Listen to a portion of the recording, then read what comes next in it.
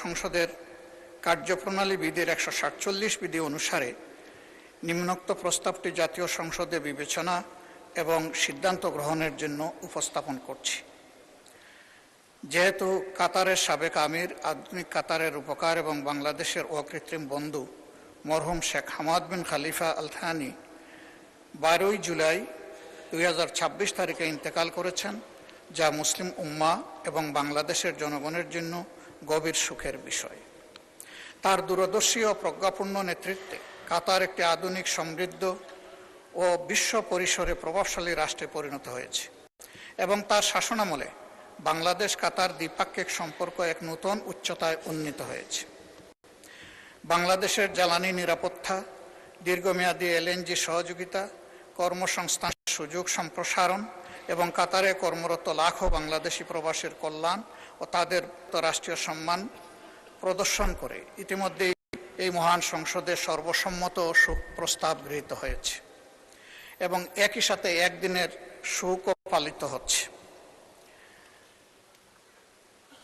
এর সাথে আমি অধিকতর সম্মান প্রদর্শন এবং আমাদের ভবিষ্যৎ সম্পর্ককে নতুন উচ্চতায় নিয়ে যাওয়ার স্বার্থে দীর্ঘদিনের বন্ধুত্বপূর্ণ সম্পর্কের স্বীকৃতিস্বরূপ ঢাকায় অবস্থিত কাতার দূতাবাস সড়কটি শেখ হামাদ বিন খলিফা আল থানি সড়ক নামে নামকরণের প্রস্তাব করছি। অতএব আমি প্রস্তাব করছি যে বাংলাদেশ জাতীয় সংসদের কার্যপ্রণালী বিধির 147 বিধি অনুসারে বিষয়টি জাতীয় সংসদে বিবেচনা করে আলোচনাক্রমে সর্বসম্মতিক্রমে গৃহীত হোক এবং প্রয়োজনীয় ব্যবস্থা গ্রহণের জন্য মাননীয় সংসদ নেতা ও প্রধানমন্ত্রীকে আমি বিনয়ী অনুরোধ জ্ঞাপন করছি। ধন্যবাদ মাননীয় স্পিকার। ধন্যবাদ মাননীয় বিরোধী দলের নেতা।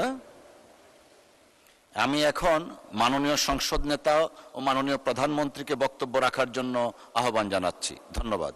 মাননীয় স্পিকার, আপনাকে ধন্যবাদ। মাননীয় বিরোধী দলের নেতা যে প্রস্তাবটি উপস্থাপন করেছেন মাত্র মরহুম শেখ হামাদ বিন খলিফা আল থানির জন্য, আপনারা মাননীয় স্পিকার, আপনার মাধ্যমে সকল সংসদ সদস্যকে আমি অবহিত করছি, যদিও সকলেই জানেন যে তার প্রতি সম্মান দেখিয়ে, কাতারের জনগণের প্রতি সম্মান দেখিয়ে, কারণ কাতার এমন একটি দেশ যারা আমাদের উন্নয়ন কর্মকাণ্ডে, দেশের অগ্রযাত্রায় আমাদেরকে বিভিন্নভাবে সহযোগিতা করেছে বা করছে এখনো।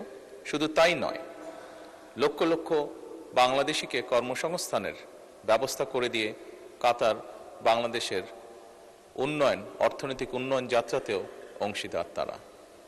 শুধু তাই নয়, এর ভিতরে যখন মধ্যপ্রাচ্যে হরমুজ প্রণালী নিয়ে একটি পরিস্থিতি তৈরি হয়েছিল এবং কাতার নিজেও বিভিন্নভাবে আক্রান্ত হওয়ার পরেও আমাদের লক্ষ লক্ষ প্রবাসীকে তারা নিজেদের নাগরিকদের মতন তারা তাদের টেক কেয়ার করেছে, তাদের নিরাপত্তা তারা নিশ্চিত করেছে।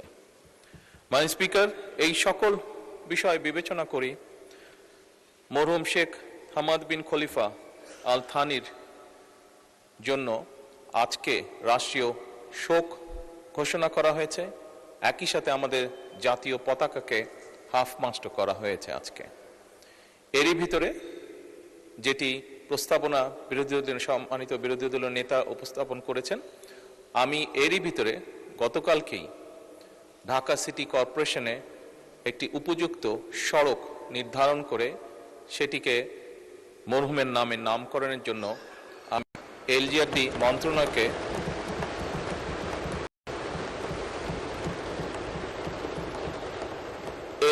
মন্ত্রণালয়কে গতকালকে মৌখিকভাবে নির্দেশনা প্রদান করা হয়েছে মাননীয় স্পিকার। এবং আজকে মাননীয় বিরোধী দলীয় নেতা এই বিষয়টি উপস্থাপন করার জন্য আমি আন্তরিকভাবে সরকারের পক্ষ থেকে মাননীয় বিরোধী দলীয় নেতাকে আন্তরিকভাবে ধন্যবাদ জানাচ্ছি। মাননীয় স্পিকার, আপনাকে ধন্যবাদ। ধন্যবাদ মাননীয় সংসদ নেতা।